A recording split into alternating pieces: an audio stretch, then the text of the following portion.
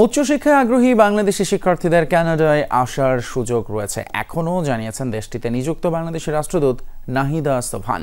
কানাডার অটোয়ায় অবস্থিত বাংলাদেশ হাইকমিশনের এক সংবাদ সম্মেলনের কথা জানান তিনি। আরও বলেন, এরই মাঝে কানাডার বেশ কয়েকটি বিশ্ববিদ্যালয়ের ভাইস চ্যান্সেলর এবং প্রেসিডেন্টের সাথে তার আনুষ্ঠানিক আলোচনা সম্পন্ন হয়েছে। আলোচনার ফলাফল হিসেবে শীঘ্রই বাংলাদেশের উদ্দেশ্যে রওনা দেবে বিশ্ববিদ্যালয়গুলোর নিযুক্ত প্রতিনিধি দল। শিক্ষার্থীদের বাছাই করে তাদের ভিসা এবং অন্যান্য আনুষঙ্গিক নথিপত্রের ব্যবস্থা করবে কানাডা প্রশাসন। আর দ্রুতই শুরু করা হবে এই কার্যক্রম।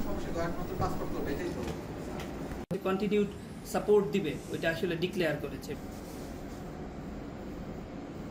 বাংলাদেশের স্টুডেন্টরা আসতে পারবে ক্যানাডিয়ান ইউনিভার্সিটিগুলোতে, সেই সমস্ত ইউনিভার্সিটির প্রেসিডেন্ট এবং ভাইস চ্যান্সেলরদের সাথে আমি মিটিং করেছি যতটুকু সম্ভব।